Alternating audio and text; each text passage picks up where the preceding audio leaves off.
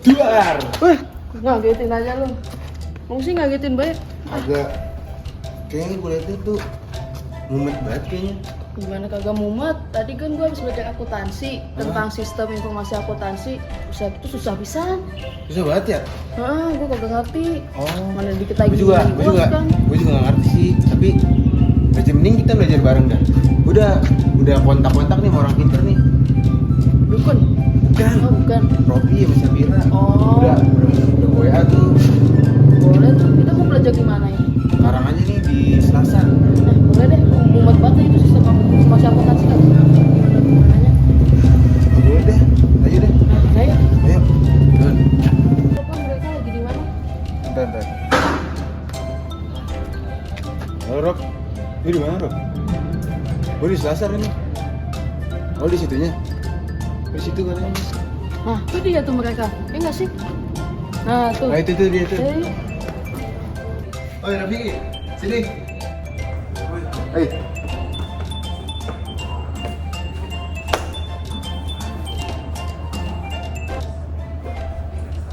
Ini si Cia join gue ajakin. Wih, nggak apa-apa. Gue aman ya kan lu dua orang pinter banget nih. Aduh. Kalian dari mana? Dari Itu. Kantin. kantin. Ayo deh langsung kita mulai. Untung lu berdua belum pulang. Materi hari ini tuh gue bener-bener gak masuk banget yang akuntansi. Yang materinya itu kalau nggak salah tentang sistem informasi akuntansi. Yang tadi itu loh, gue bener. iya, Lu lihat kan di kelas gue segimana tuh Iya sih, punya. itu emang susah Emang? banget. Aduh. Beneran. Pusing banget. Untung lu berdua belum pulang. Makanya gue pengen minta tolong diajarin. Bener-bener udah pusing banget dah itu materi. Gimana ceritanya dah. Kita tuh pas pulang ini kita ngumpul berdua ini buat kayak ngebahas ulang gitu. Ya, Iya. biar ngelancarin kita juga. Nah sih, pas banget nih gue lagi buka PPT. Tadi kan gue mau lagi belajar sama Robi. Jadi gue sambil buka PPT. Coba dari PPT ini, coba lu pindah ke sini dulu.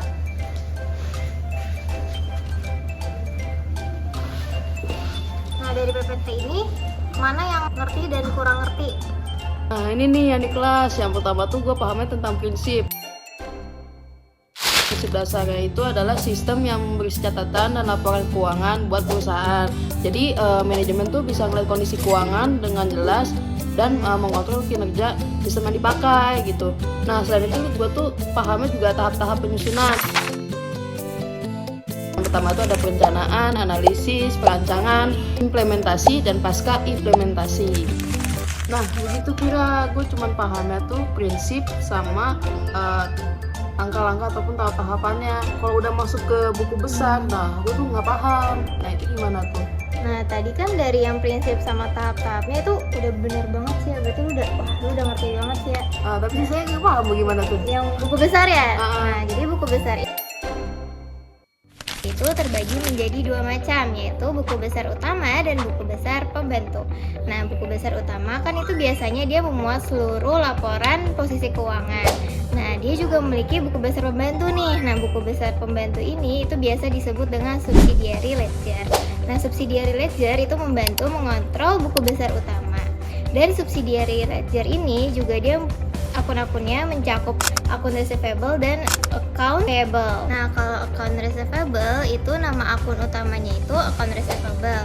Nah, nama akun pembantunya itu nama-nama customernya. Jadi dia itu bisa melihat customer-customer yang memiliki piutang. Dan sedangkan kalau misalnya account payable itu dia tuh nama-namanya nama-nama ownernya atau nama-nama si kreditornya.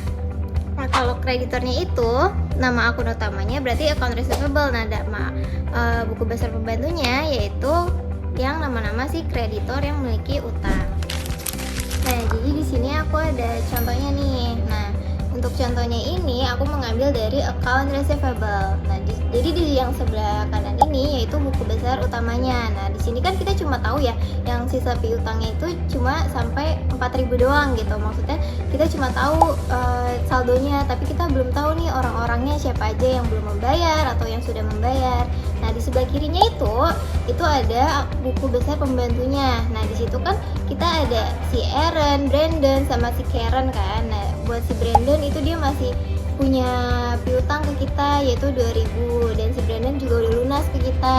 Nah si Karen itu masih ada 2000. Nah, jadi dengan adanya buku besar pembantu ini, jadi kita bisa tahu nih siapa yang rajin membayar ke kita ataupun siapa yang jarang melunasi utang-utang mereka ke kita gitu. Nah, itu dia salah satu contoh dari buku besar pembantu. Nah, buku besar pembantu juga memiliki fungsi loh. Fungsi pertama itu dia menampilkan transaksi dalam satu akun yang memengaruhi satu nasabah atau satu kreditor. Jadi sama seperti yang tadi aku bilang, kalau misalnya dengan adanya buku besar pembantu, jadi kita bisa mengontrol nih siapa aja yang memang sudah bayar atau yang belum bayar gitu, atau siapa aja perusahaan-perusahaan yang kita utangi gitu. Nah, jadi kita bisa mengontrol siapa aja yang rajin membayar. Jadi dengan adanya buku besar pembantu ini juga buat kita bisa menjadi lebih lagi mempercayai si customer ini. Jadi kita bisa tahu nih siapa aja yang bakal kita kasih diskon yang lebih besar ke customer yang rajin bayar utang kita gitu. Nah, fungsi kedua itu ada bebaskan buku besar dari rincian yang besar. Nah, kalau misalnya customer kita itu ada ribuan, ratusan, kan kalau misalnya kita satuin semua ke dalam buku besar utama, itu kita akan sulit atau rumit membaca si buku besar itu. Nah, dengan adanya buku besar pembantu, kita bisa lebih jelas untuk mencari salah satu customernya gitu. Ketiga, yaitu membantu menemukan kesalahan pada masing-masing akun. Jadi kalau misalnya customer ini protes ke kita kayak, kok saya kan udah bayar, kenapa laporannya saya belum bayar ya? Nanti tuh kita bisa tinggal cari aja nih nama customernya siapa. Nah, kalau emang beneran pernyataan customer itu benar, kita tinggal langsung ganti aja sih laporan data itu menjadi apa yang dia laporkan. Nah, gitu Cia untuk buku besar dan buku besar pembantunya. Ngerti nggak? Oh gitu, paham. Nah, Kak Piki, sekarang lu gimana? Yang gak ngertinya di mana? Nah ini Cia, yang gak gue ngerti tuh macam-macam jurnal khusus. Itu kan gue cuma ngerti penjelasannya doang, tapi cara masukin ke tabel-tabel atau pengaplikasiannya gue ngerti. Nah, untuk penjelasan jurnal khusus adalah jenis jurnal yang digunakan untuk mencatat transaksi tertentu yang sering terjadi dalam bisnis, sehingga kita tidak perlu mencatat satu persatu dalam jurnal umum. Jurnal khusus juga memiliki 4 macam. Yang pertama ada jurnal penjualan, jurnal pembelian, jurnal penerimaan kas, terus yang keempat ada jurnal pengeluaran kas. Terus kita jelasin nih dari jurnal yang pertama, jurnal penjualan itu mencatat penjualan kredit. Terus yang kedua, jurnal pembelian itu mencatat pembelian secara kredit. Terus yang ketiga ada jurnal penerimaan uang kas, itu mencatat transaksi uang masuk secara tunai. Terus yang terakhir jurnal pengeluaran kas. Jurnal pengeluaran kas itu untuk mencatat semua pengeluaran uang tunai. Nah gitu Rob, gue cuma ngerti itu ya doang. Nah tapi untuk cara pengaplikasiannya itu gue nggak paham. Oke, berarti lu tuh udah paham pengertiannya, terus macam-macam macam-macam jurnalnya itu. Iya. Oke, pengertian jurnalnya juga tadi kan udah lu jelasin dan itu lu paham. Oke, berarti di sini lu bingung cara pengaplikasiannya. Oke, untuk pengaplikasiannya, untuk pengaplikasian jurnal penjualan itu kita buat tabelnya dulu nih. Untuk tabelnya itu ada column date atau tanggalnya, terus account titelnya, terus invoice note, terus ref-nya berapa, terus account receivable-nya itu masuk ke debit, dan untuk sales revenue-nya itu bakal masuk ke kredit. Selanjutnya itu cost of goods sold-nya itu bakal masuk ke debitnya, untuk inventory-nya bakal masuk ke kredit. Jadi lu bisa ngelihat di samping ini ya. Jadi untuk pengaplikasiannya itu, untuk mempostingnya itu seperti yang Vira jelasin sebelumnya, karena ini ada account payable sama account receivable-nya, jadi kita kayak ngejabarin per customer gitu. Jadi bisa dilihat juga dari sini pengelompokannya. Oke, ini selanjutnya nih Ki, untuk jurnal penerimaan kas, untuk tabelnya itu masih sama Ki, cuman perbedaannya itu pada saat setelah di ref itu kita bakal ada tabel lagi, cash itu bakal masuk ke debit, terus sales revenue itu bakal masuk ke debit, terus account receivable itu kredit, sales revenue itu kredit, ada akunnya itu kredit, dan cost of goods sold itu masuk ke debit, inventory-nya itu masuk ke kredit. Jadi bisa dilihat juga ya Niki di tabel sebelah ini. Terus habis itu kita jabarin lagi nih seperti yang sebelumnya bakal dijabarin per customer. Setelah itu kita posting ke jurnal ledger atau buku besar. Contohnya itu bisa dilihat juga di sini nih. Oke, untuk selanjutnya itu ada jurnal pembelian. Jadi di sini untuk jurnal pembelian kita pengaplikasiannya itu kita awalnya itu bikin tabel. Untuk di kolomnya itu ada kolom tanggal, terus ada akun kreditnya, terus ada terms atau jangka waktu yang telah ditentukan, terus ref-nya, terus inventory-nya itu bakal masuk ke debit, akun payable itu bakal masuk ke kredit. Jadi contohnya itu bisa dilihat di sini. Nah, setelah itu kita jabarin lagi satu-satu. Soalnya kan di contoh ini ada 2 kali transaksi ya dari setiap customer. Jadi tuh kita catat per customernya itu emang sesuai sama yang dari situnya. Jadi misalnya dari yang jangka waktu yang pertama sama jangka waktu yang kedua. Jadi seperti itu. Bisa dilihat juga di sini. Oke, jadi ini yang terakhir untuk jurnal pengeluaran kas. Untuk pengaplikasiannya itu yang pertama itu kita buat kolom tanggal, terus nomor akunnya, terus akun debitnya, ref sama order account itu bakal masuk ke debit, terus akun payable bakal masuk ke debit juga. Untuk inventory-nya kredit, cash-nya juga bakal masuk kredit. Oke, karena ini akun payable, jadi kita bakal posting ke subsidiary ledger gitu. Oke, jadi gitu Ki untuk pengaplikasiannya. Jadi gimana menurut lo? Mudah nggak? Mudah sih. Apa lu paham? Kayaknya harus gue ulang lagi deh. Oke. Tapi overall masih paham sih gue. Berarti Tapi bentar, ada dari jurnal umum ke jurnal khusus tuh ada ini nggak sih efeknya?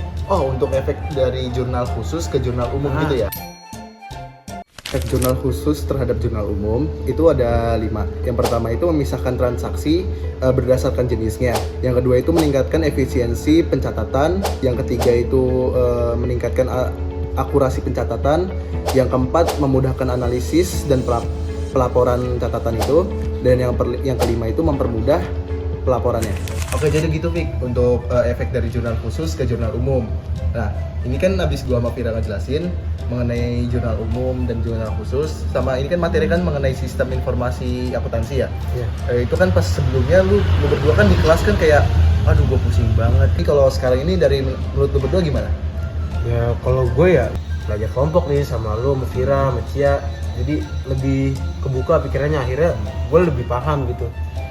Dan mungkin gue pede dapet 100 nilai gue. Oke, amin. Moga-moga ya. Fix sih kayaknya.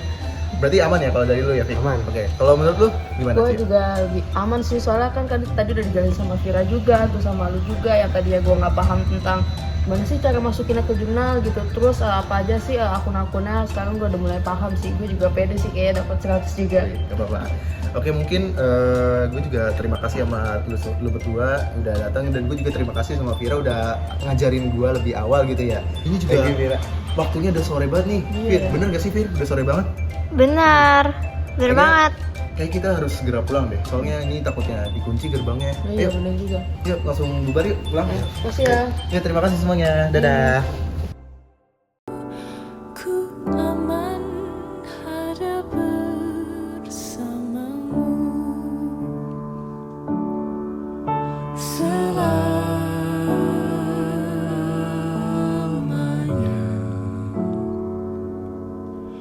sampai kita tua, sampai jadi